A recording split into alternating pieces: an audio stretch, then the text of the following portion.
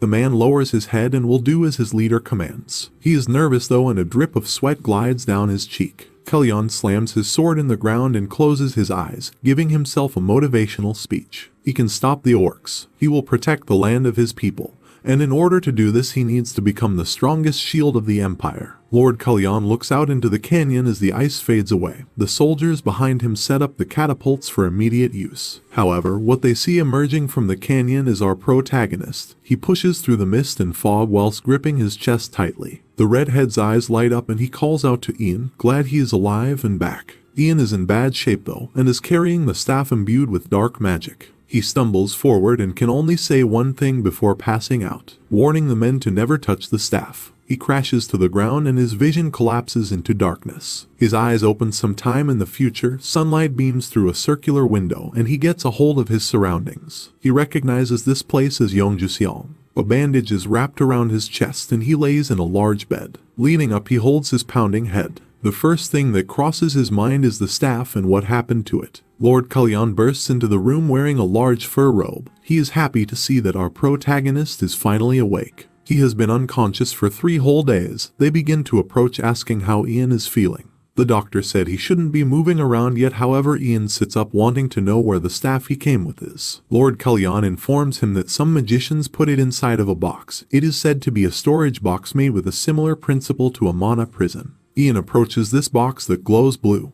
He's happy to hear they have handled it well and he is about to take it out again. Kalyan and the man beside him appear worried at Ian's condition. The doctor told them that his mana and energy were all depleted and if he had arrived a second later his life would have been in danger. Kalyan knows it is impolite to bother someone who is still recovering, but he has to know what exactly put Ian in such danger. Ian holds the staff in his hands, explaining that this staff is the cause of the abnormal change in the plains. It is imbued with black magic spells and the Shaman King used this black magic alongside illusionary magic to control monsters. This information shocks Kalyan. He was under the impression that black magic perished 300 years ago. Despite retrieving the staff, Ian was unable to discover who exactly the perpetrator behind all this is. They have no idea who originally imbued the staff. After the Shaman King died, all of the black magic and illusionary magic was dispelled. The Great Plains monsters then started to attack our protagonist, the new owner of the staff. Ian assumes it's probably because a curse was placed on them to destroy the evidence. Thanks to that, it was extremely difficult for him to come back with the staff in hand. Kalyan is curious as to why Ian didn't just destroy or throw the staff away then.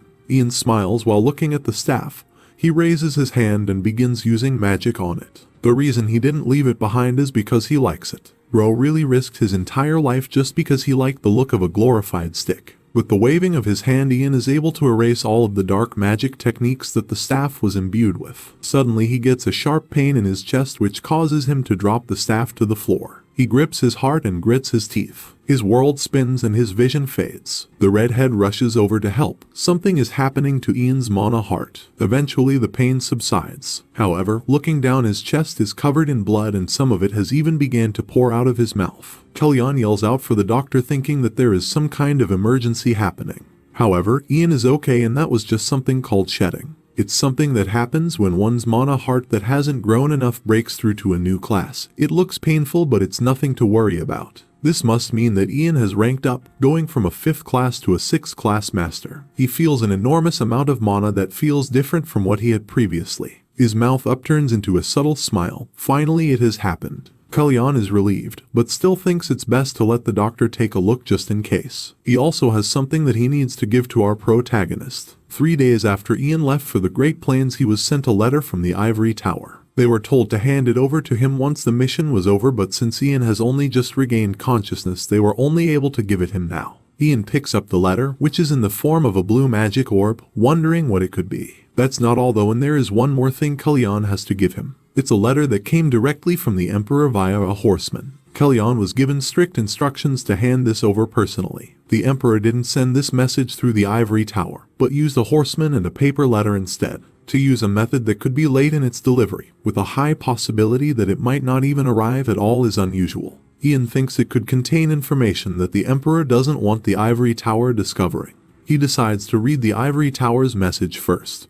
picking up the blue orb and glancing at a text that appears. It states, "Hear this high-rank magician Ian Page. As the contents of this letter might affect your current mission, we have asked for it to be given to you after it has ended. It was an inevitable decision that has been made. I hope you understand our situation. There has been a slight commotion within your household and an unknown suspicious person invaded your mansion. But we were able to keep your family and assets safe by mobilizing the Imperial troops." Reading this letter causes Ian to begin worrying about his mother, wondering who could possibly be invading his mansion. He continues reading. Currently, the Imperial family and Ivory Tower are providing protection to ensure the safety of Ian's family. This letter has just been sent to inform him that there is no reason to be worried. The letter ends here and Ian isn't happy about it. Why would the Ivory Tower send him such a worrying letter and then expect him not to get worried? The Tower Master Herbert must be up to something. Before jumping to conclusions, Ian decides to read the paper letter from the Emperor. It states, "To my dear magician Ian Page, if this letter reaches you safely, then it means that both me and my son aren't out of luck yet. We give thanks to the goddess of luck, and I'd like to make a request of you. The treaty that will be made by the three countries in regards to the subjugation of monsters in the eastern part of the Great Plains will take place in the free city named Demise. The Crown Prince Haydn, the Fifth Prince Ragnar, the Ivory Tower Master Herbert, and the Empire's Great General Duncan have all been selected to be a part of the delegation. By the time you're reading this, the delegation should have started their march towards Demise. In the delegation this time, there isn't anyone who is on the Crown Prince's side. Therefore, I'm making a request to you, Ian Page, a friend of the Crown Prince. Please head towards Demise and support the Crown Prince. I will invite your precious family into the Imperial Palace and promise to grant them the highest possible protection possible." Ian finishes reading the letter from the Emperor. He wasn't expecting the treaty between the empires to be taking place already. In his previous life, it wasn't supposed to happen for another 3 years. The Demise Treaty was the first stage where Prince Ragnar started to fight for the throne succession. And it's also the start of the fall of Prince Haydn. Ragnar displays exceptional diplomacy during this treaty, and even manages to get the Green River Empire an advantageous position. Because of this, the nobles and commoners recognize Ragnar's abilities. It's also the crucial part in history where the public notices just how incompetent Prince Haydn is when it comes to political matters. While thinking about both the letters he has received, Ian can tell something is wrong. Everything is happening so differently than it did in his previous life. The change in the Great Plains that caused the monsters to group together and attack. The Shaman King that received black magic spells from an unknown woman. And the three countries treaty that's happening 3 years too early. Ian can't help but thinking that this is all related to the Tower Master somehow. He also thinks that the suspicious person Herbert said invaded his mansion could just be a distraction. It's possible that the Ivory Tower have figured out his secret. Usually he would be more worried about a possibility like this, however something no one expected has occurred. Ian's mana heart has ranked up, and he now has access to 6th class magic that can only be used by a 6th class magician. Magic that even the Tower Master couldn't have expected. Magic that's not recorded anywhere in the world. He turns to Kalyan, who is still in the room. Bro really stood there in the corner while he read through 2 letters. He asks the redhead if he can do him a favor with a smile on his face, as if he has a plan. The scene cuts to Demise, the city where the three countries treaty is taking place. Prince Haydn stands with his arms crossed. He is frustrated and wants to ask Ian to come. The captain of the knights, Oliver, asks the prince to refrain from acting so brazen. He is here to represent the Empire in this meeting. Prince Haydn knows this but still has an uneasy feeling. He looks over to his brother Ragnar. Everyone from their empire, including the Tower Master, are all supporting him. Haydn doesn't like where this is going and would prefer if our protagonist was by his side in a time like this. Behind Ragnar is Herbert the Tower Master, who appears rather happy about the situation. He's planned for this day for a long time. The letter he sent Ian was a trick, and he knows our protagonist is probably on his way back to his mansion now to check on his family. With him out of the way, Ragnar will be able to shine in this negotiation and will no doubt earn the public's favor. Suddenly a crowd begins to form. They point up to the sky, noticing something flying towards them.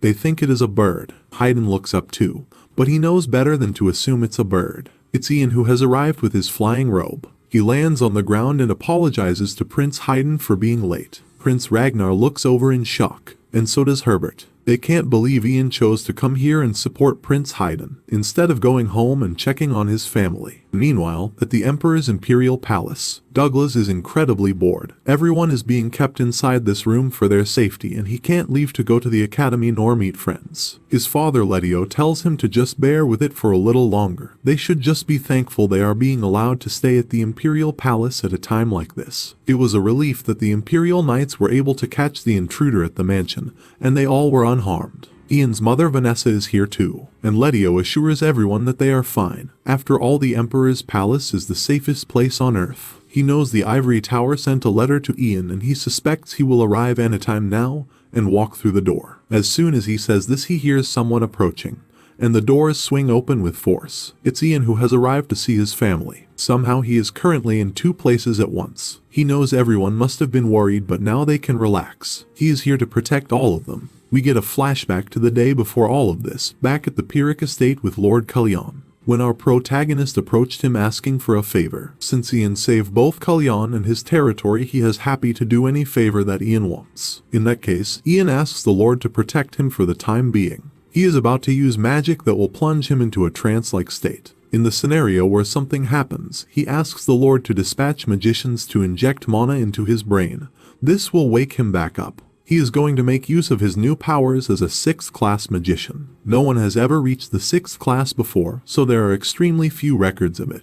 In his previous life, Ian had to make his own spells, or search for spells bit by bit using unknown ancient documents. He waves his hand out in front of him and a circle appears that shines blue. Out of this circle appears two versions of Ian, and his original body collapses into Lord Kalyan's arms. This spell is known as puppet play, a magic only usable by magicians who are 6th class and above. The original body becomes a puppeteer and falls into a trance, while two puppet bodies are created that can move freely and use rather powerful 5th class magic. Lord Kalyan is holding onto our protagonist's body, unable to believe what his eyes are seeing. Two other versions of Ian are standing right in front of him. They turn and look in his direction, saying that they trust that he will take care of their original body. Meanwhile, at Demise, Prince Haydn is over the moon that Ian actually came here for him. He guesses their hearts must have been aligned since he wished for such a thing. With his long robe and gray hair, Herbert soon approaches the two of them. He heard about Ian's mission to the plains and that it was so tough he fainted. He really is a treasure to the Empire. Herbert wasn't expecting to see him here though, and thought he sent a letter telling him to go back to the Ivory Tower to see his family and rest. Ian did receive this letter after completing his mission. However, he explains that he also received an imperial order to join the delegation and assist Prince Haydn immediately. He pulls it out and shows it to the Tower Master, who isn't happy with what he's seeing, though he doesn't show it on the surface. He closes the imperial order, explaining that it is impossible for Ian to join in when it is already underway. Haydn yells out in disbelief. There's no way he is disobeying his father, the Emperor's, orders. However, this is a matter concerning the trust between the three countries. The number of people and bodyguards involved has already been set and they can't be changed. These numbers were negotiated previously, and for Green River Empire to just add a high-ranking magician could cause problems. Though the Emperor ordered it, Herbert thinks he would understand why it can't be allowed. Ian knows the Tower Master isn't wrong. Although they are not at war now, there is a history of conflicts between the countries. It took a lot of negotiating and trust to even get each country's nobles to be gathered here today. There's a total of 3 high-ranking magicians who are here currently, including the Tower Master. If one more were to be added, especially one as strong as Ian, the treaty would go haywire. Ian understands what the Tower Master is concerned about, and it is a reasonable explanation. If he truly understands, Herbert says he should go back now. The fact that he is even here in this city could cause problems. While he feels sorry that Ian took the trouble to travel all the way over here, there is nothing that can be done. Before he walks away, Ian gets an idea. Surely if one of the high-ranking magicians were to give up their spot in the delegation, he would be able to take their place. Sweat drips from Herbert's cheek. He knows that this could be possible but attempts to come up with some kind of excuse on the spot. Before he can do this, one of the high-ranking magicians named Ronan speaks up, giving up his place to our protagonist. As a citizen of the Empire, he has no desire to disobey imperial orders, and he knows by handing his spot to Ian it would assist both in the treaty and in the completion of the Emperor's orders. Ronan turns to Prince Haydn, requesting His Highness for permission to make this change. Of course, Haydn agrees and is deeply impressed by Ronan's sincerity and loyalty to the Empire. Ronan will receive safe travel back to the Ivory Tower. He turns to Ian, entrusting his position in the delegation to him and asking that he fulfills this mission without fault. Ian is grateful and can only thank his senior while grinning widely. He remembers the high-ranking magician Ronan from his previous life. He was one of the few decent magicians. Though he was extremely uncompromising in all matters, he made his own choices and his actions were not blindly based on loyalty to the Ivory Tower and Herbert. His only concern was about his own magic abilities, and Ian was easily able to win him over to his side just by teaching him a few rare magic spells. Ronan lowers his head preparing to leave. A high-ranking magician who isn't a part of the delegation could cause problems. It's what the Tower Master said after all. Herbert can only awkwardly laugh with nothing more to say. He can't believe it. He thought Ian was just some kid that didn't know anything, but it seems that he's already begun influencing the members of the Ivory Tower. Herbert's brow furrows. He won't allow for a kid like Ian to spoil his plans. His plans to take over the Green River Empire and turn it into Ivory Tower's empire. Someone also watching our protagonist closely is Prince Ragnar. He looks over with a neutral expression. Purple gemstones sit around his neck and it is unclear whether he is angry or intrigued. Demise is a neutral and free city that doesn't affiliate itself with any other country. Due to this, it acts as a diplomacy bridge between the three countries, the Green River Empire, Coldwood Empire, and the Principality of Ro. It has been a symbol of freedom and neutrality for more than 100 years. The current mayor is a man named Ingalo, who wears a monocle along with white attire. He gestures towards a large mansion. Each country gets their own individual VIP mansions. This is the one that will be used by Green River, and not far from it is a separate mansion where Prince Haydn will be staying. It's a private mansion that has been provided to the most important guests. Haydn is impressed. He turns to the Tower Master asking if there is anything else scheduled for today. There isn't, and nothing is scheduled until the day of the treaty discussion. Due to this, Haydn tells his men that they can all go and rest now. He asks Ian to follow him somewhere private so they can talk. Prince Ragnar and Herbert watch them walk away, and the two of them decide that they should also have a private talk about things. Ragnar walks inside a room and Herbert is close behind him. Ragnar doesn't blame the Tower Master for Ian showing up as they tried their best to keep him away. However, he admits that he is bothered by Ian and Haydn's close relationship.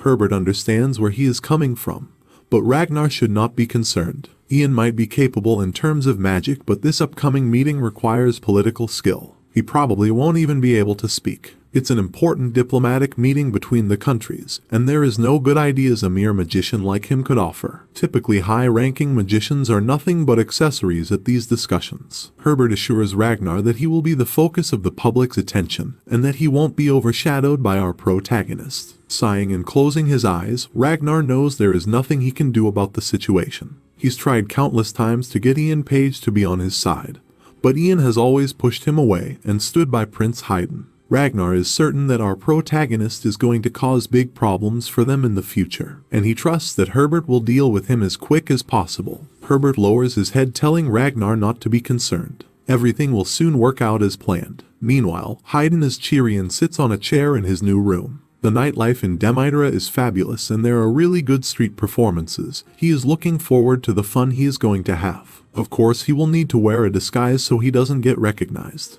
He is about to ask a servant to go and fetch some for him. However, he notices Ian and Captain Oliver, who don't seem excited, and their minds seem preoccupied with something else. Ian in particular has a scary look on his face, unable to believe Haydn is acting this way at a time like this. He explains to Haydn that he is here to represent the Green River Empire, and he is also the successor to the throne. Haydn is also the person responsible for negotiating at the treaty discussion. There is no time to play and he must start preparing from this point onwards. Haydn's dreams of going out and having fun have been crushed. He turns to Oliver hoping that he will say something. However, Oliver just turns his head to look away, knowing that our protagonist is right and the prince has work to do. He is going to be the first to speak, and if he is unable to say anything substantial, the turn to speak would be passed on to Prince Ragnar. If that happens, then Ragnar will take over as the main lead in this treaty discussion. Haydn doesn't want that to happen but also has no idea what to say. Everyone is going to be talking about military strength, commodities, and the distribution of land.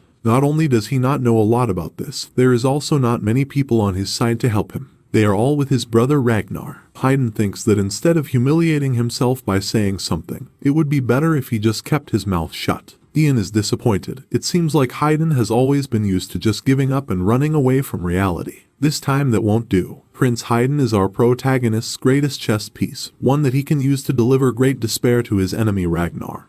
who betrayed him in his previous life. Ian snaps his fingers and paper begins flying around the room. Haydn must be the one to lead the treaty discussion. The Emperor has tasked Ian with supporting the prince, giving him specific orders not to allow Ragnar to steal the show, and to help Haydn take control of all the discussions by ensuring he knows how to answer and respond appropriately. Using magic, he begins writing on the papers in the air, and he slams the doors to the room shut, locking them. From now to the day of the treaty discussion, he is going to make sure Haydn stays inside and memorizes all of these lines no matter what. A week passes and it is now the day of the three-country treaty discussion. Ragnar and the Tower Master are on their way now discussing Haydn. They haven't seen him leave his mansion for the whole week. Herbert was curious about this and placed surveillance over the mansion.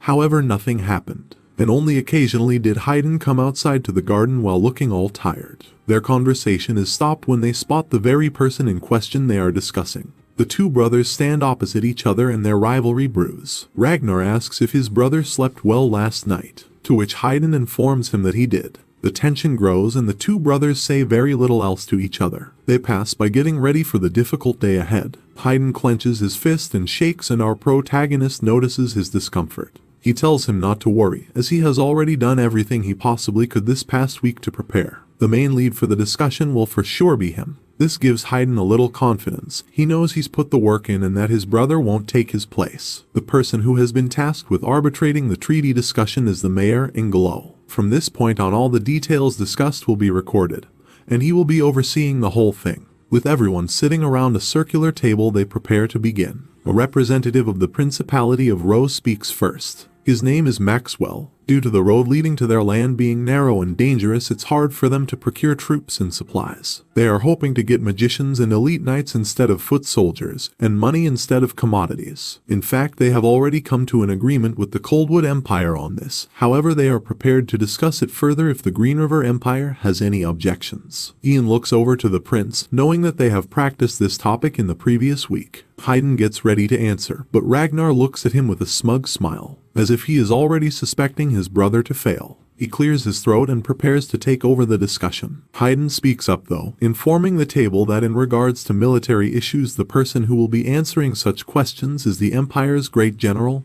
Duncan. Ragnar wasn't expecting him to say something like this, and Haydn continues, ordering Duncan to respond to the Principality of Rose query. Duncan has a dapper military uniform on with gray hair and light stubble. Just like he was ordered, he begins giving his opinion on the situation. Ian has a smile on his face while looking down at the floor. It seems like the discussion is off to a good start. They just need to carry on like this. The talking continues for a while with Prince Haydn taking the lead, with our protagonist standing behind him in support. It's like he could take on the world. Throughout the discussion, Ragnar has his arms folded and appears annoyed. He hasn't been able to get a word in and things haven't gone as planned for him. The sun shines through a large window, providing light to the room of bickering elites. After a lengthy conversation, it begins to set and the bright blue sky turns to a somber orange. Ian knows things are about to come to an end, and so far there have been no problems. The prince of the Coldwood Empire, named Hector, begins to speak. They are unable to split the lands of the three countries fairly. There hasn't been a lot of planning and the borders are so close to each other. Also, the quality of natural resources varies in each land. Someone could land a rich piece of land and strike the jackpot,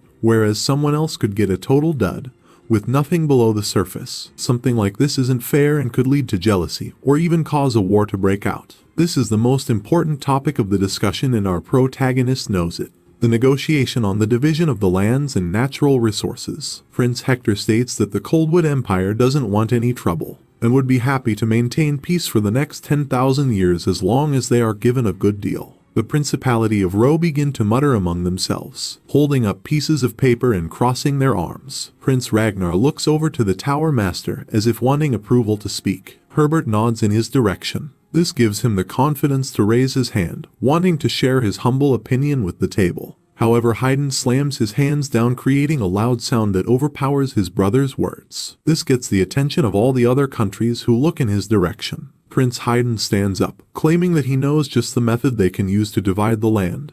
That can't go wrong. Ragnar timidly lowers his hand in the background, wondering how his brother got so competent when it comes to political affairs. Haydn continues, speaking of a new type of magic that has apparently been developed by the Ivory Tower, with the ability to detect and roughly quantify the amount of minerals buried under a certain area. Ragnar and Herbert snap their heads in his direction, wondering how on earth he could have possibly known this information. Haydn introduces everyone at the table to Ian, the Empire's youngest high-ranking magician, the one who has created this magic. A wave of distress washes over the Tower Master's face, realizing that our protagonist somehow came up with the same idea he had. He stares at Ian with disdain, trying to think of how he could have possibly predicted a topic like this would be a problem, and how he could possibly have came up with the perfect solution. Prince Haydn is still talking to everyone. They are thinking of using this detection magic to create a sort of resource map to see how good the land is. Using this completed map, they will be able to divide the Great Plains into multiple plots of lands, and each country will get their fair share.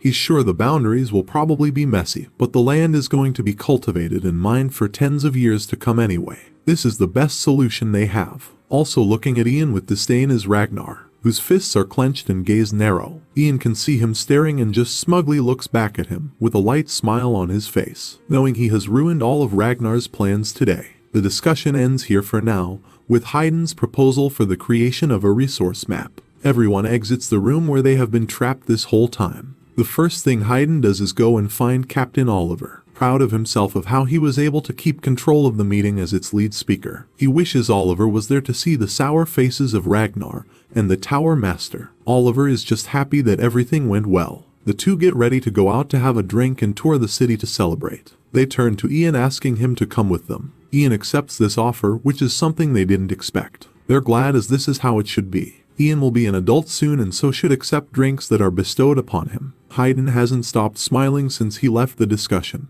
He can't wait to teach Ian how to drink. His smile fades when Ragnar calls out his name and approaches from behind. Everyone turns around to face him. Ragnar shows respect, lowering his head. He was impressed with his older brother's performance today and learned a lot from him. Haydn wasn't expecting such a compliment. He's glad his brother was able to learn from him. He should continue to improve and develop, and if he needs advice he can ask anytime. After paying the compliment, Ragnar walks away, leaving Haydn, Oliver, and Ian. Haydn turns to look at his two friends. Today has really been the best day of his life. He can't wait to go out and celebrate since he has been locked up inside the mansion all week. He orders Oliver to not be so hard up and to let his hair down, and he orders Ian to accept any drinks that he offers. It seems like everyone is ready to have fun when suddenly Ian's hands begin glowing blue. Everyone looks over wondering what is happening, including Ragnar and the Tower Master Herbert. It seems like this is the limit of Ian's puppeteer spell and his clone is vanishing. He apologizes to the prince, but he will have to have that drink another time at the Imperial Castle. He says he will explain everything to Haydn later and vanishes. Haydn is confused as he disappears from in front of him. Upon seeing this, Herbert understands everything now. He grips his staff tightly. It was a clone all along. Ragnar looks baffled, thinking that it was impossible for clones to exist. This is why he came to the treaty discussion instead of checking on his family.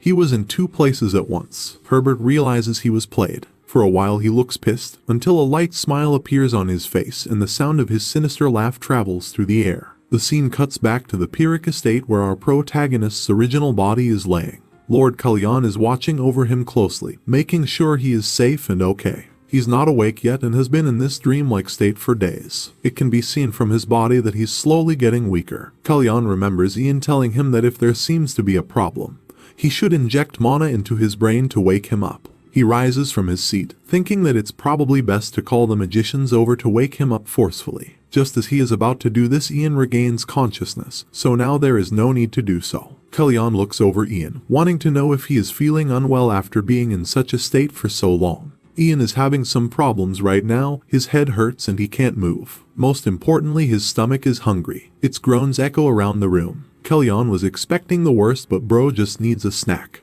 It doesn't take long for Ian to get back on his feet and prepare for his journey back home. Kalyan wants him to stay one more night. He at least owes Ian a banquet since he is their savior, even if it is a small one. Ian refuses, and Kalyan doesn't need to pay him back as he has already done enough by watching over his body. He doesn't consider himself a savior and was just fulfilling his duties as a high-ranking magician. If he didn't help, then another magician would have just come along and done exactly the same thing. Kellyan disagrees. Had any other magician come, they would have returned to the tower immediately after fending off the monsters and blocking the canyon with ice. Admittedly, Kellyan had his doubts when they first met, finding it hard to believe that someone so young would be able to handle the problems in the Great Plains. However, in a mere 10 days Ian was able to do what they couldn't for years. It's clear to him that Ian possesses a special kind of strength that others don't have. Since he isn't accepting a banquet, he proposes they do something else before he leaves. Back in part 1, Ian formed a 1,000-year esteemed guest pact with Lord Marcus in the Mogrian territory, stating that Ian is always welcome in the Mogrian territory and they will fight by his side no matter what. Kellyan would like to offer him a similar pact. Anytime he wishes to come to the Pyrrhic estate, he is welcome.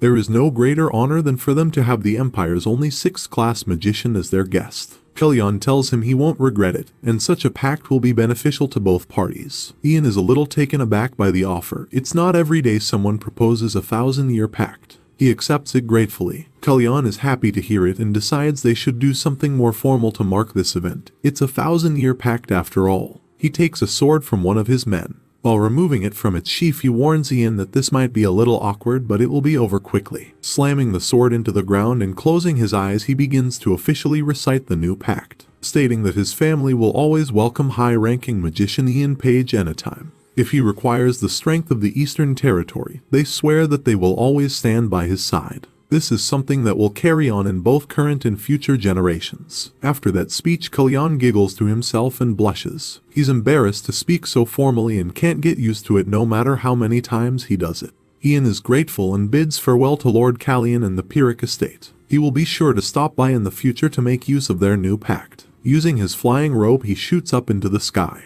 While floating high in the air, he looks down at the scenery. Large rocky mountains litter the floor. It has been a short time, but a lot of things have happened. He also got his hands on a fine new item as well, the Shaman King's staff, which he is holding in his hands. Ian still has no idea who the woman was that visited the Shaman King and imbued the staff with magic. And he has no idea why black magic that disappeared 300 years ago is suddenly being used again. It looks like he's going to have to do a lot of investigating when he makes it back home. When he arrives back at his mansion, he is almost immediately greeted by his mother. She runs down the stairs voicing how much she was concerned about her son, especially when the clone he sent to check on her suddenly disappeared into smoke. Seeing Ian, she notices that he has gotten a lot thinner, and the size of his face has almost halved. This is seriously upsetting to her, thinking about how her son must have gone through a really tough time while away for him to get so thin. Ian calms her down. He got distracted and just needs to eat a little more to gain back the weight he lost. It's no big deal. He begins to remove something from his pockets to hand over to her. It's a mana communicator that's made from a mana crystal ball. He had it specially made at the workshop. Ian has his own in his staff, and in the future, if they are at a close enough distance, they can communicate through it. He apologizes for causing his mother so much worry, and from now on he will always be by her side. The wholesome moment is ruined when Douglas bursts into the room calling Ian boss again. He bombards our protagonist with a flurry of questions, wanting to know what type of magic he used to appear in two places at the same time. Was it mirrors, clones, or something similar? Ian tells him to slow down and to just ask his questions one at a time. To put it simply, that type of magic was only possible because he is a 6th-class magician now. His family are bewildered by this information, knowing that this must mean Ian is now the highest-ranked magician in the Empire. Letio knew our protagonist was extraordinary when they first met, but he had no idea it was to this extent. Ian doesn't want them to see him as someone so superior, stating that nothing has changed so they should just treat him as they would usually. In that case, Douglas is about to test out some new potions he just made in the research lab. He wonders if Ian would like to join him. He can't though, and will have to do it another time, as right now he has already been invited to another appointment. Wearing more casual clothes, he leaves his mansion and enters some kind of pub, with many people sitting around having a good time. He is welcomed inside by Prince Haydn, who reveals that this is a celebratory banquet that he has prepared for our protagonist. When Ian was asked to wear his casual clothes, it made him curious as to what kind of banquet he was going to. He looks around a little surprised at the scene. Inside is also Oliver and another knight who are both out of uniform drinking from large wooden cups. One of these drinks is slammed onto the table for Ian to drink. He looks down at it awkwardly. Haydn has arranged this banquet to celebrate Ian upgrading to a 6th-class magician. He has bought barrels of the best beer into the Imperial Palace specially for this. This kind can't be easily found outside. He asks Ian to enjoy himself and drink up. Ian appears a little hesitant. He was never one to drink a lot back in his past life since he was loyal to Ragnar back then. Ragnar always said drinking would cause one's thoughts to become dull and would cause a person to let down their guard. For this reason he avoided it. He and Ragnar are obviously not friends in this life, so Ian picks up the large cup and raises it to his lips, chugging it down like he's a frat boy. Upon finishing he slams it back onto the table and wipes the excess from his mouth, surprised that it actually tastes quite good. Prince Haydn is happy to hear it. A gleeful smile radiates on his face as life has been going so good for him the past couple of days. Some men at the bar call out to him, asking the prince to come over and tell them all about the successful treaty discussion in Demise. He rises from his seat and obliges their request, getting ready to brag about his political skills. He approaches the men, leaving Ian sitting alone. Bro really got abandoned at his own celebration. Fortunately, he is approached by Oliver, who offers him a refill. As this is our protagonist's first time drinking, he warns him not to overdo it. He jokes, after all, if Ian gets too drunk and things go wrong, he could accidentally fire a magic missile and kill everyone. Looking around, Ian is surprised by how casually Prince Haydn is acting with all of the knights at the bar. He wonders if it is okay for him to hang around with them like that. Oliver knows everything is fine though. All the knights here have sworn their loyalty to the prince and can be trusted. Ian holds his head in his hand. Seeing Prince Haydn's relationship with the knights has reminded him of his old relationship with Prince Ragnar in his previous life, one built on trust and loyalty that was ultimately betrayed. Noticing he appears melancholy, Oliver starts a conversation with Ian, saying he knows why our protagonist doesn't have any friends. Dude really started up a conversation with an insult. Oliver remembers the first time he met Ian very well.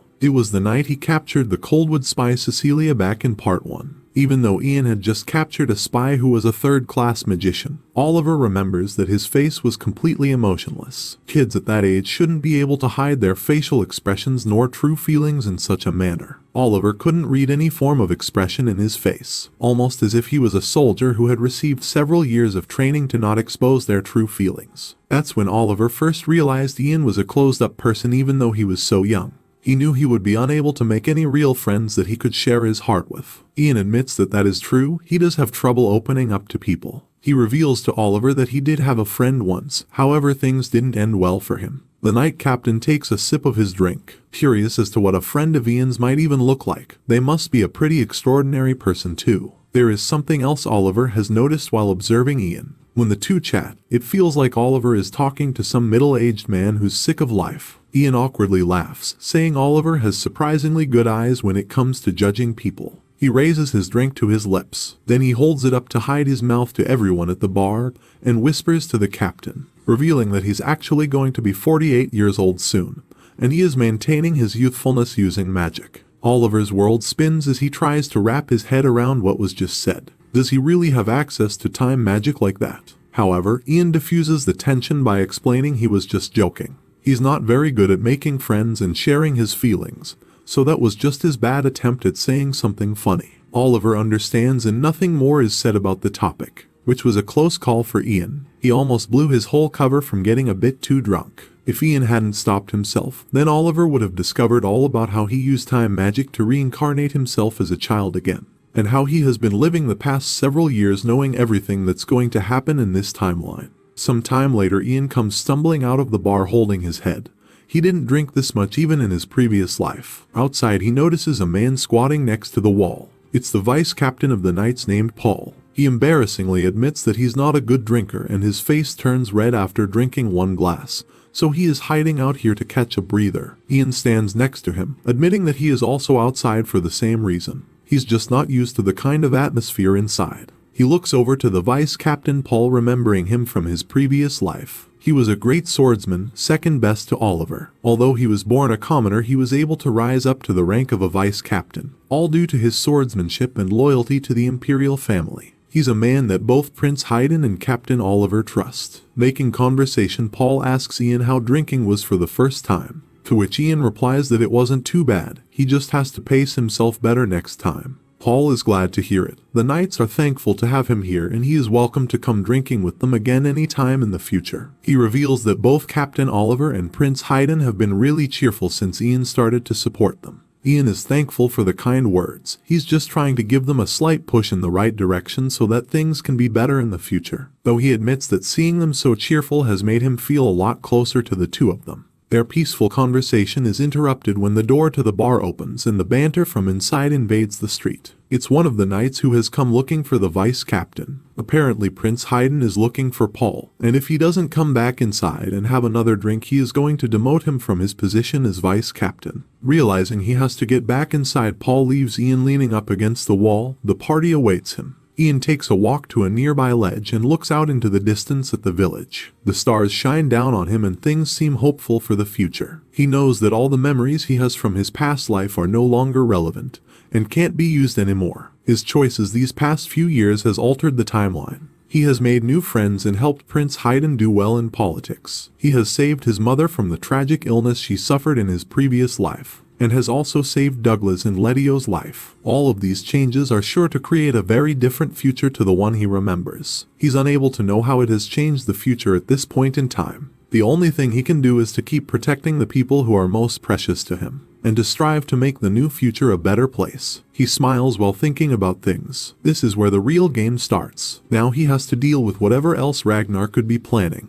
While he is thinking about this, the moonlight beams off the Imperial Palace. Inside is Prince Ragnar, and the Tower Master Herbert is behind him. Ragnar isn't happy and asks Herbert what his plan is now. He told the Tower Master countless times that they needed to get rid of Ian before he stood in their way, and every time the Tower Master would just tell him to wait. That's how he always replied. Now his waiting has caused them so much trouble. Ian has got in the way of all of the plans they had. Herbert admits he was wrong. He should have taken care of things in a swift manner, but he was too late. He didn't expect that our protagonist would make the moves he did. He's not going to make any more excuses, and this is the last time that he's going to ask Prince Ragnar to wait. Since all of the preparations are done, Ragnar wants to know what this old guy is talking about. His question is answered when a person in a hooded cloak appears from behind Herbert. A subtle hint of red hair can be seen within her hood. Upon seeing this person, Haydn's face lights up with fear and distress. This mysterious person begins to remove the hood from their head and reveal their identity. It's Helene, a high-ranking magician that disappeared a few years ago after she was defeated by Ian in Part 2. However, now Helene has a death-like appearance, with pale skin, red eyes, and chapped lips. Herbert tells Ragnar not to be so frightened. Helene is still a human and is now a loyal subordinate that will do anything Herbert asks. She would even sacrifice herself if that is what he wished.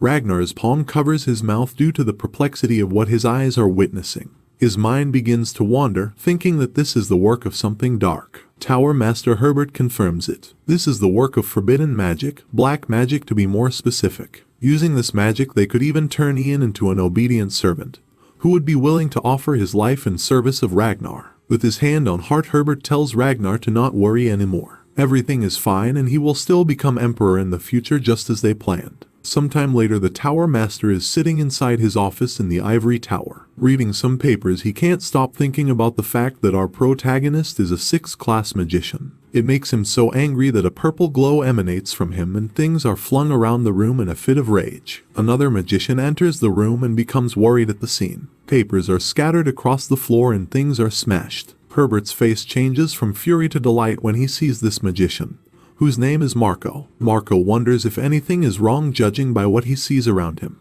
However, Herbert brushes off his question and begins talking about something else. Marco was abandoned when he was a child and Herbert found him wrapped in a cloth. It has been 20 years since that day already and Herbert remembers it vividly. At that time it was too early for him to know what Marco would become. Yet here he is 20 years later, a full-fledged magician. Herbert is proud of him. Marco smiles brightly and thanks the Tower Master for his kind words. In order to pay him back for taking him in, Marco states that he is willing to do anything. Herbert considers Marco to be like a son and he says he doesn't even need to think of paying him back. However, he does want to ask a favor. He asks Marco to stop by his mansion later tonight to find out more details, and the young magician says that he will do just that. This causes a smile to reveal itself under Herbert's gray mustache, almost like he is planning something. Elsewhere in the village, the sky is dark and the streets are empty. The door swings open to a nearby bar, and the barman is surprised at the person he sees entering. It's our protagonist, the youngest high-ranking magician at Ivory Tower, Ian Page. Ian wasn't expecting this man to know him, but he assures our protagonist that there isn't a person around who doesn't know his name. He can't believe such an important person came to a shabby place like this. He wonders what the purpose of Ian's visit is. Ian places a bag of gold coins onto the table, telling the man not to be cautious of him. He just came here as a guest to buy information. This much money makes the man sweat. He had heard high magicians at Ivory Tower had a lot of money but wasn't expecting anything like this. He asks what kind of information Ian is looking to purchase. With his hood now removed, Ian asks for any information that he might have on black magic. All the rumors about it are either small or false information. He is looking to discover something that isn't known by the public. The man smiles, knowing that he is about to get paid handsomely. Ian has arrived at just the right time. The man leans forward over the bar and gets serious, beginning to discuss something known as the Order of the Dragons. The Order of the Dragons is one of the many religions in the Empire. It's an organization that worships dragons as if they were gods. They aren't well known, but their existence has been confirmed. The Order of Dragons started as a pseudo-group in the countryside, until one day a thief apparently came across the one and only descendant of the dragons. He began to preach the story of this descendant to the people in the countryside to stir them up. However, the people didn't believe his story and just treated him like a scammer. Although as time went by, the Order of the Dragons formed a group and they started to grow. In the present, very little is known about them. Their leader, amount of believers, and purpose, all of it is hidden. There are lots of speculations and rumors going around, but among them there are also scary stories about reviving the dead and brainwashing people. The barman explains that he isn't sure if there really are descendants of dragons, but one thing he does know for sure. The Emperor has been collecting information on the Order of the Dragons from many sources, and it is a possibility that there is a connection between this group and the return of black magic. There has even been discoveries of people in this very nation with connections to the Order of Dragons. Since black magic requires a lot of mana and inhumane resources, it is only available to high-ranking people. Due to this, the barman suspects there to be high-ranking people currently using black magic in the area, with the ability to brainwash and manipulate people. Unfortunately, this is all the information he has at the moment. But if he is able to obtain any more, he will be sure to send a letter. Ian understands and walks out of the bar with his hood back up. He returns to his mansion late at night, where he sits thinking about the information he just received. The Order of Dragons is not a name he heard in his previous life, which is unusual as they have supposedly existed for over 100 years. He looks over to his staff that he got from the Shaman King in the Great Plains. It once had black magic engraved into it. Ian scratches his chin in deep thought, wondering what other high-ranking magicians could be using black magic. It's only speculation, but the first thought that comes to his head is the Tower Master Herbert. It's entirely possible that he has connections to the Order of Dragons. Ian leans back and holds his head. Many things have changed from his previous life, and it's not just the future but the past too. How could he not have heard about a group around for 100 years? There is a high probability that this entire world is changing little by little, and the differences between our protagonist's past life and current one are only getting bigger. His thoughts only get deeper and deeper. All the changes that have happened could be an effect of him messing with time. After all, the time magic he used to be reborn was taken from a dragon tongue spellbook. Ian fears that he has messed with something that he shouldn't have, and opened Pandora's box. He sits at his desk and removes the glasses from his face. He now realizes that he has been too relaxed, relying on the memories of his past life. From now on, the future and even the past is unknown. He places a key into his desk drawer and unlocks it, removing a plain brown box from inside. He places his hand over the top of the lid and prepares to remove it. He looks down at the contents, a golden necklace with a blue teardrop-shaped gemstone in its center. Ian tells himself that from now on he has to be prepared for every possibility. Elsewhere on this same evening, the magician Marco is meeting with Herbert inside of his mansion. Herbert prepares to tell him why he has asked him to come. He snaps his fingers. This causes the door to slam shut and lock. What he's about to say should not be spoken to another soul. The Tower Master rises from his seat, asking the young man to follow him. Marco seems puzzled by the whole situation. Herbert pulls a red book from a nearby bookshelf and opens it up, claiming that it will lead them to where they need to go. A blue mist surrounds its pages and grows more and more by the second,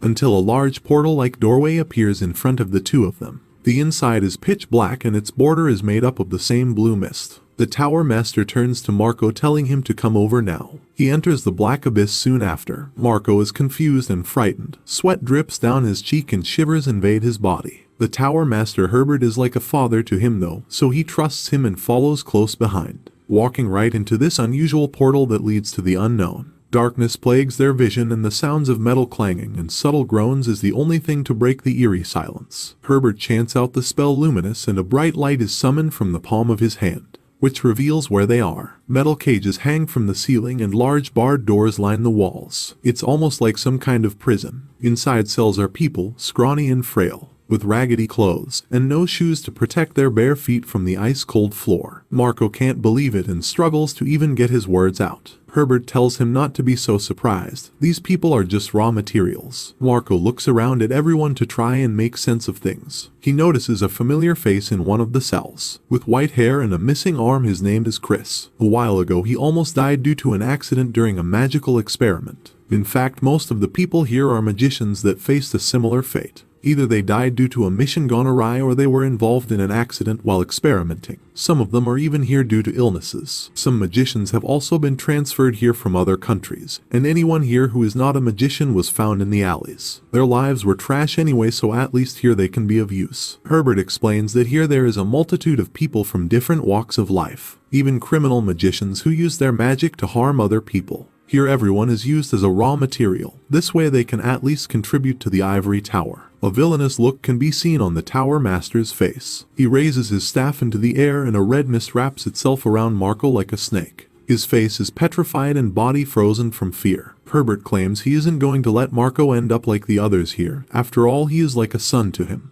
The red mist gets darker and tighter around the young magician's body, causing him to cough violently and tremble in pain. Eventually he collapses to his knees and the mist releases its grasp and slowly fades away. It seems like whatever just happened is over. Looking down at him, the tower master tells the young magician to stand up and look him in the eye. He does just that, and the two stand opposite, looking into each other's eyes. For some reason, Marco isn't hostile towards Herbert despite just being attacked with magic. His attitude is calm and compliant. Herbert throws a small dagger to his feet and it clashes against the brick floor. He orders Marco to pick up the dagger and use it to sever one of his fingers, and Marco does just that. Herbert watches as Marco's finger detaches from his hand and goes flying through the air. It's almost as if the young magician has no free will and is forced to obey the commands of the tower master. Herbert is happy with what he is seeing. Now he can truly think of Marco as his son. Sometime later they leave this wretched dungeon and the sun shines down on the ivory tower on a new day. Many magicians can be seen standing around having a conversation about things that have been happening as of late. Tower Master Herbert is in support of Prince Ragnar inheriting the Emperor's throne, whereas our protagonist Ian is in support of Prince Haydn. These magicians are the two strongest in the whole of the ivory tower, and the others don't know who they should side with. The young magician Marco can be seen walking past them expressionless and carrying 3 red books. He approaches a large door and knocks. Inside is Ian with his legs crossed and a stack of books at his desk, clearly doing some research. He is happy that Marco has finally arrived. Marco stands at the opposite side of the room, informing our protagonist that he has bought the books over that he requested. Marco seems like a shell of the person he used to be, and a bandage covers the hand where he severed a finger. He places the books on a nearby table and Ian is grateful. These books are something that he has been looking for a long time. Realizing he hasn't seen the Tower Master around recently, he asks the magician if everything is fine. Marco explains that it is nothing he needs to worry about. However, before he leaves, Ian notices the bandage on his hand and is curious. Marco brushes off his concerns. It's just a little accident he had while practicing magic and it's not something worth worrying over. Ian can sense something isn't right. He feels a sense of disparity, almost like Marco has become someone else. He's talking with the same face and voice, but he's different from before and is keeping his distance. Ian gets an idea for a way he can test Marco. He begins to bring up old memories of the first time they met 6 years ago, which was back at the very start of this story in part 1. Marco was the first magician that Ian visited.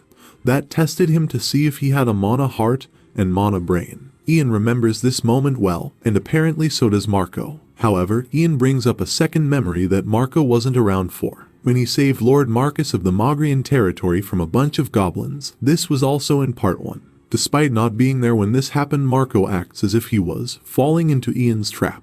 Now Ian knows that something isn't right. It's as if Marco doesn't have any memories of the past and is just going along with everything Ian says. He rises from his seat. He stands before Marco with his staff in hand. Waving it around, he uses dispel magic. A bright blue circle appears as he chants out the spell. Then the red mist begins to appear around Marco again. This time, instead of circling around him, it gradually unravels, until eventually it floats off into the air and dissipates, almost like it was just sucked from his body. Marco falls onto all fours and begins panting heavily. Bro can't get a break. People keep using spells on him. It was just an anti-magic spell though, that Ian used to cleanse him of the magic that was inside his body. He kneels down next to Marco, explaining that it looks like he was manipulated with black magic. When Marco's memories come back to him, he yells out in panic, "They must stop the Tower Master. They need to stop him now." Ian calmly looks at him with serious eyes, telling him to slow down and to describe exactly what happened, without leaving any details out. Later, when the sun is setting, the scene cuts to the Tower Master's mansion. The Tower Master Herbert is greeted by his butler, who informs him that Ian has come by to visit. Herbert sips his tea. It seems like he knows why he is here and is surprisingly calm about it. It is revealed that Marco was just bait, and the whole reason Herbert infected him with black magic was because he knew Ian would find out about it and then come to confront him. Everything is going perfectly as he planned it to, and Ian enters the room. At first, nothing of substance is said. The two just sit opposite and drink tea, commenting on each other's health and doing some catching up after not seeing one another for a while, until Ian spits out what he came here to say, confronting the Tower Master. Marco revealed to him that there is a portal leading to a secret laboratory somewhere in this mansion, and that Herbert has been researching inhumane black magic there. Herbert just laughs and denies everything that was just said, calling it impossible. Marco must have not been thinking straight due to his bad condition. Ian doesn't back down though, insisting that Marco told him Herbert has been using black magic. Herbert claims he has no idea what our protagonist is talking about. It's true that there is a portal that goes to a laboratory in this mansion. However, it is not being used for black magic. Herbert places down his tea and rises from his seat, offering to show this laboratory to Ian to prove he is telling the truth. A sinister look can be seen in his eyes, as if this was his plan all along, to get Ian inside of his laboratory where he is most powerful. Instead of making accusations, he says Ian should come and see with his own eyes so these rumors can be laid to rest. After all, it would be a disgrace for the Tower Master, who is supposed to be a role model, to have people thinking he is researching black magic. Ian gets up and follows behind Herbert, who approaches a red curtain and pulls it back, revealing the same black and blue portal he entered with Marco earlier. The spell to create this portal is that of an 8th class magician. However, with the help of this red book, it can be summoned and used by anyone. Herbert enters the darkness of the portal, and Ian, who has remained quiet this whole time, does the same. He remembers Herbert from his previous life. He was recorded as one of the greatest Tower Masters in Ivory Tower history. He was simple and incorruptible, someone who served Prince Ragnar loyally and led the Ivory Tower with the highest amount of authority and benevolence. He was actually someone that Ian respected quite a lot. The two of them trail deeper into the abyss, with the only light being a red glow from the Tower Master's staff. He stops in front of it and sighs while looking down at the ground. He reveals that there was once a time when he wanted to be a hero, to become a magician that could be strong enough to protect the Empire and save the commoners who were suffering. However, over time he realized that he just wasn't strong enough to change anything with his power alone. That's when he came across a separate power in the world that could make him into the hero he wanted to be. Herbert grabs a hold of his staff and turns to look at Ian, the red glow now shrouding the darkness. Suddenly, a spell begins to coil around Ian's body, causing him to choke and keel over in pain, similar to what happened to Marco. Herbert continues his villain monologue. With his newfound power, he is able to control numerous talented magicians, and by doing this he will be able to truly protect the peace of the Empire and its citizens. He tells Ian not to resist and to just fall under his control. The black magic continues to circle around our protagonist. He tries his best to fight it, but it seems like there is nothing he can do. Eventually, the spell is completed and Ian slowly rises to his feet, seemingly now under the control of Herbert. Herbert's mouth erupts into an involuntary smile. He had no idea it would be this simple and that his plan would actually work. He assumes that Ian must now be his puppet, that he can manipulate and command how he pleases. He tests this by asking Ian a question. "Who am I?" Ian's stance is stiff and his face vacant. In a monotone voice he answers the question. "You're the Empire's Ivory Tower Master, Sir Herbert." Herbert's eyes light up and his smile continues to radiate. For a moment he thinks his spell was a success. However, Ian looks up with a smug grin on his face, revealing that it didn't work. He calls Herbert a crazy rascal, and then serves him a double-crusted knuckle sandwich with extra cheese, straight to the nose. This sends the old man stumbling backwards onto his bony behind, barely able to believe what just happened. He trembles while gripping his nose, something like that should not have been possible. Ian approaches him and explains things. When a 5th class magician like Herbert uses black magic, it is still only 5th class. Ian is a much stronger 6th class magician. Plus he expected something like this to happen and came down with countermeasures prepared. He reaches his hand forward to grab a hold of the Tower Master's face like a basketball. Then he uses a mana drain spell. A blue circle appears and begins to suck the energy out of Herbert. After getting drained of so much mana, it should be hard for him to move around. Ian tells him to rest for a little. Plus he's pretty old, so it should take a while for his mana to even recover. Ian walks away, leaving Herbert on the floor. The Tower Master can barely raise his hand, let alone stand back up.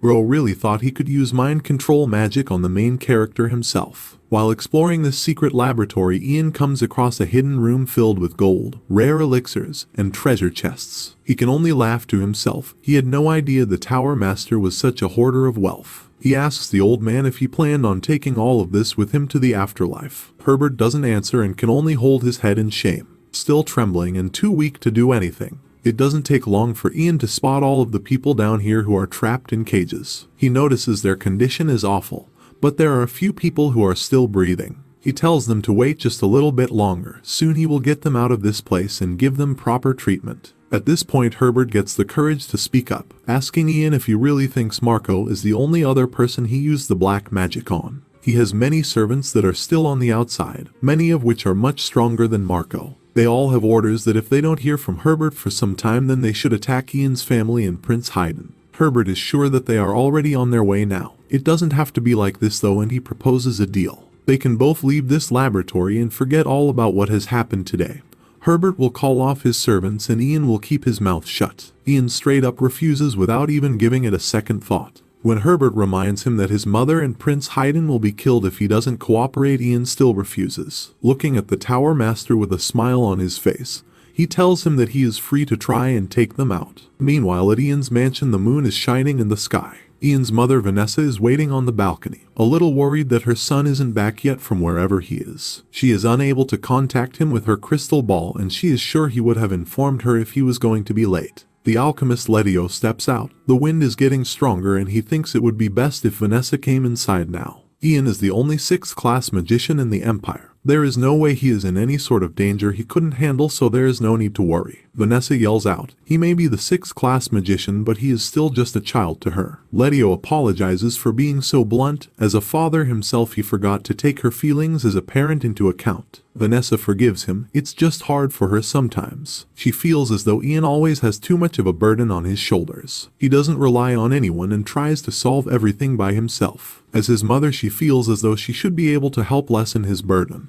But she is angry at herself because there is nothing she can do but sit on the balcony and wait. Letio offers words of comfort. She shouldn't blame herself. The reason Ian is so strong is probably because he has family at home who is waiting for him. Letio remembers when he was at his lowest point, suffering from a mana overdose. However, his son Douglas stayed by his side and gave him the will to live. This is what family is all about. The two sit next to each other and continue to discuss family. It's a very wholesome conversation on a very peaceful night, until suddenly Letio sees something moving down below and gets a bad feeling. He calls out, wanting to know who is there. It is 2 hooded figures, one with piercing red eyes and the other with his face too hidden to even see any distinctive features. They approach the mansion and Letio screams out at them, trying to get them to stop and not take another step. However, they aren't listening to anything he says, almost like they are possessed. On the floor at their feet is the mansion's security system, and Letio tries to warn them not to cross it. He quickly grabs a hold of Vanessa and shields her as he knows the 2 men aren't going to heed his warnings. Once they cross the faint blue line, bright orange lightning comes crashing down on the mansion, frying the ground where it strikes and filling the air with the scent of burnt toast. Prince Haydn and Captain Oliver see this fireworks show from miles away, and they look up at it. Haydn is wearing a disguise so as to not be recognized in public. The lightning and thunder scared him and the 2 wonder why it occurred. Oliver has a bad feeling and thinks it would be best if they both return to the Imperial Palace. Haydn doesn't want to go back yet though. It took a lot of convincing to get permission from his father to be out here, and he isn't done exploring the town. He also has something he wants to learn. He awkwardly asks Captain Oliver if he would be able to teach him some sword techniques. This question catches the captain off guard. Until the prince explains further, He doesn't want to learn too much, just enough for self-defense. Things like fighting postures and how to properly unsheath a sword. As he is saying this, Oliver unsheathes his own sword. Its blade shines in the moonlight. He senses something. Haydn becomes confused when Oliver pushes in front of him and holds his blade up. His eyes become narrow with focus and his gaze fixed ahead. Oliver swiftly orders all the other knights in the area to surround the prince and protect him no matter what. A hooded figure begins to approach menacingly and Oliver demands that they show themselves. They remove their hood and it is revealed to be Helene, an ivory tower high-ranking magician that disappeared a few years ago. Oliver is surprised to see her. With his sword still raised, he asks what her purpose here is. For a moment she remains silent and an eerie tension brews in the air. She looks up with death-like eyes, stating that she is here to kill the Prince Haydn Green River. Helene darts forward and her wooden staff clashes with the captain's metal sword. Getting a closer look, we can see that her left eye has turned to black. The two break their lock and Helene dashes backwards to create distance. Magicians are much better at long range. She begins using her magic, summoning a pyroblast spell, which causes large balls of flames to come charging toward Oliver. Remembering his previous training with Ian in Part 3, Oliver slices the air with his sword, creating a gust of wind that protects him from the flames. Helene wasn't expecting this and is staggered. Oliver doesn't hold back and hurtles forward through the flames to attempt an attack of his own. The redhead manages to block it with her staff, but Oliver is determined. He rapidly comes in with a second strike, forcing Helene to use a mana barrier as protection. The captain's blade bounces from it and does no damage at all. He falls to his knee and a cocky smile appears on his face, almost as if he was hoping she would use a mana barrier. He removes a glove from his hand and it is revealed he knows a way to counter this barrier. It's something he wanted to show Ian first, but it looks like he is going to have to use it on Helene instead. Captain Oliver only has half a mana heart, so he doesn't have the ability to release mana. However, he does have mana that's dissolved in his blood, that can be released only for a short moment. He taunts Helene, saying he is about to show her the true power of what half a mana heart is capable of. His sword glows a bluish hue and he swings it with great might. It swipes right through the redhead's barrier and shatters it to pieces. Her eyes become filled with bewilderment, unable to believe that a mere human was able to conjure such power. Captain Oliver follows up that strike with a jab to Helene's shoulder. It pierces her, leaving her with a grave wound. However, it isn't enough to kill her. Oliver wants to keep her alive so he can find out who ordered her to try and kill Prince Haydn. He tells her to throw away any expectations of future peace, as she is going to be in for a whole world of pain for her actions. Cutting back to the hidden laboratory, we see Ian and Herbert, who is still cowering on the floor, still attempting to make threats towards Ian's family and the prince. Ian just laughs, asking if Herbert really thinks he hasn't been preparing for something like this. He has trained Captain Oliver for years and knows he is capable of defending the prince. As for his family, the mansion is surrounded by layers of mana traps. Anyone trying to enter is going to have a hard time and will probably just end up dead. Ian holds his hands up. This conversation is over and he is not looking to negotiate, as the Tower Master has nothing he can use against him. He slowly approaches the old man and his body casts an intimidating shadow over him. The Tower Master will have to go on trial for his crimes and will most likely be executed. After decades of his life as the Tower Master, he will lose his job. Ian reaches forward with his hand. This wasn't something he was intending on doing, but it looks like he will have to take over as the new leader of the Ivory Tower. He places his hand on Herbert's head and begins using his magic, creating bursts of blue lightning. While the old man is being electrocuted, Ian confides in him. He understands why Herbert supported Prince Ragnar instead of Prince Haydn. After all, he did the exact same thing in his previous life. Accumulating a bunch of wealth and storing it down here is also understandable. It's nothing surprising for a human to do. However, Herbert's biggest mistake was bringing Ian's family into this. This is something that he isn't going to let slide. The lightning grows and grows and its crackling thunder is drowned out only by Herbert's screams. Sometime later, the Tower Master's crimes are exposed to the Emperor. Emperor Terry sits on his throne,